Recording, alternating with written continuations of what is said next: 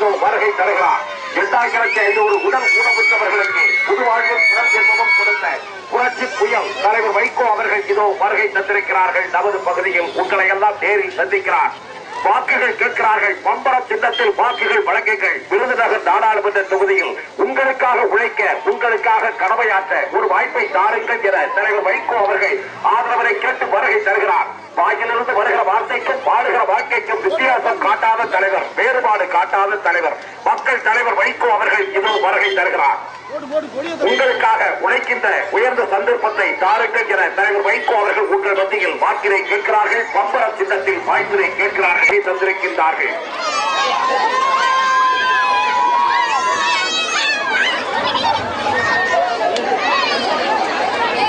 செயல் முடிக்கும் சிந்தனையாளர், இணை முடிக்கும் செயல் கருவூலம், மக்கள் தலைவர் வைகோ அவர்கள் வாக்குகள் கேட்கிறார்கள். பிள்ளைகள் படித்து முன்னேற வேண்டும். அப்பொழுது நுழைவுத் தேர்வு இருந்தது. இலவசமான நுழைவுத் தேர்வு முகாம்களை நடத்தி ஏழை வீட்டு பிள்ளைகளும் இன்ஜினியர் ஆகலாம், டாக்டர் ஆகலாம் என்று அவர்களுக்காக அமைக்கப்பட்ட முகாம்களாகட்டும். அதில் எதுவும் கட்சி கொடியை நான் கட்டவில்லை. கட்சி ஜாதி மத வேறுபாடின்றி நான் பணியாற்றி இருக்கிறேன். இந்திய நாடாளுமன்றத்தில் தமிழ் மக்களுக்காக நான் குரல் கொடுத்திருக்கின்றேன்.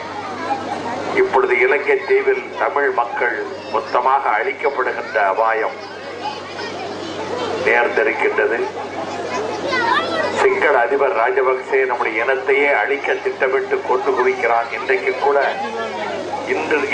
கூட இதுவரை 230 பேர் கொல்லப்பட்டிருக்கிறார். இனியும் இந்த துரோகம் தொடரக்கூடாது என்று குரல் கொடுப்பதற்கு எனக்கு ஒரு வாய்ப்பு கொடுங்கள். என்னை உங்கள் எம்பியாக இந்திய நாடாளுமன்றத்துக்கு அனுப்பி வையுங்கள் என்று உங்களை பணிவோடு கேட்டு பம்பரம் சின்னத்துக்கு வாக்களிக்குமாறு வேண்டி நீங்கள் தந்த இந்த இனிய வரவேற்புக்கு நன்றி தெரிவித்து விடைபெறுகின்றேன். வணக்கம்.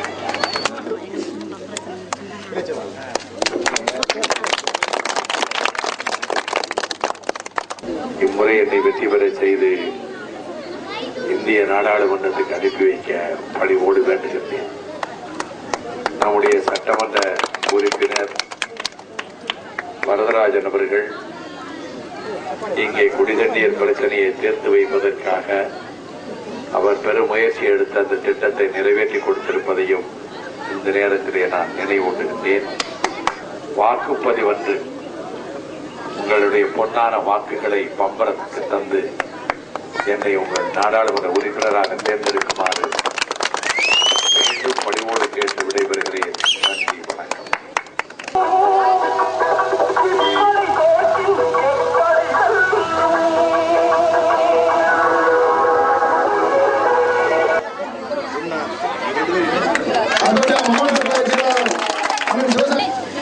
நான் பலமுறை இந்த ஊருக்கு வந்திருக்கிறேன். 16 வருஷமாக நீங்கள் எனக்கு பக்கபலமாக இருந்து வந்திருக்கிறீர்கள். எத்தனையோ கஷ்டங்கள், தோல்வியுற்ற காலங்களிலும் நீங்கள் ஆதரித்திருக்கிறீர்கள். நான் தேர்தலில் தோற்ற காலங்களிலும் நீங்கள் ஆதரித்திருக்கிறீர்கள். கடுமையான சோதனைகளுக்கு மத்தியில் கட்சியை அழிச்சு போட்டு கட்சி சட்டமன்ற கட்சி தலைவரை திட்டமிட்டு இப்போது சமீபத்திலே அவர் துரோகம் செய்துவிட்டு போனார். சட்டமன்ற கட்சிக்கு துணைத் தலைவராக இருந்த ஒரு எம்எல்ஏ மலையா நம்புன அவரும் துரோகம் செய்துவிட்டு போனார். ஆனால் வீரபாண்டிய கட்டபொம்மன் வழிவந்த இந்த வரதராஜன் என்றைக்கும் அந்த துரோகத்தின் நிழலிலே நிற்க மாட்டான் என்று சொல்லி எனக்கு உறுதியாக, கட்சிக்கு உறுதியாக, விசுவாசமாக இருக்கின்ற வரதராஜன் அவர்களை நீங்கள் எம்எல்ஏவாக இந்த தொகுதியிலே தேர்ந்தெடுப்பதற்கு காலமெல்லாம் நான் நன்றி கடன்பட்டிருக்கிறேன் என்பதை இங்கே தெரிவித்துள்ளேன். இன்றைக்கு இலங்கையிலே தமிழ் மக்களை அடியோடு அழிக்க வேண்டும் என்று சிங்கள அரசாங்கம் கொலை செய்கிறார். பச்சை குழந்தைகள் கூட தப்பவில்லை, பெண்கள் தப்பவில்லை. கொடுமையிலும் கொடுமை, உலகத்தில் எங்கு நடக்காத கொடுமை நடக்கிறது. இந்த கொடுமைக்கு காரணம் இப்ப டெல்லியில் இருக்கிற காங்கிரஸ். இந்திரா காந்தி அம்மையார் ஈழத் தமிழர்களை காப்பாற்ற உதவி செய்யலாம். இந்திரா காந்தி அம்மையார் இப்ப இருக்கிற காங்கிரஸ் ஆயுதம் கொடுத்து தமிழரை கொலை செய்வதற்கு ஏற்பாடு செய்திருக்கிறது. இந்த காங்கிரஸ் தலைமையிலான கூட்டணி ஜெயிக்கக்கூடாது, திரும்ப வரக்கூடாது. நேற்றைக்கு அதிமுக பொதுச் செயலாளர் அருமை சகோதரி டாக்டர் புரட்சித் தலைவி கலந்து கொண்ட பொதுக்கூட்டத்திலே நானும் கலந்து கொண்டேன்.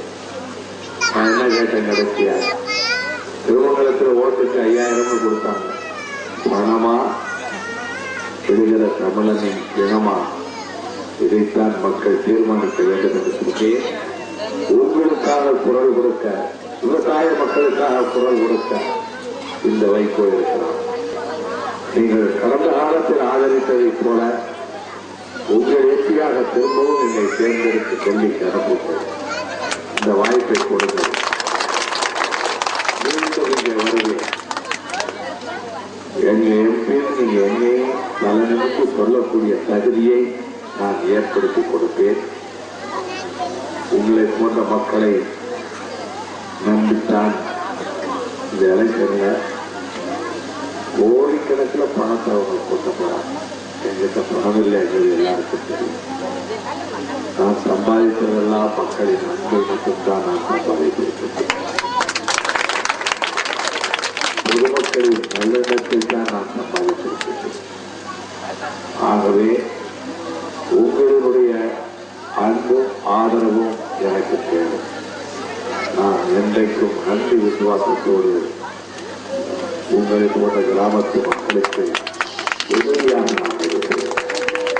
விவசாயிகள் கஷ்டத்தை நினைத்துத்தான் நதிகள் இணைப்புக்கு இந்திய பாராளுமன்றத்திலே நான் ஒரு மசோதா கொண்டு வந்தேன்.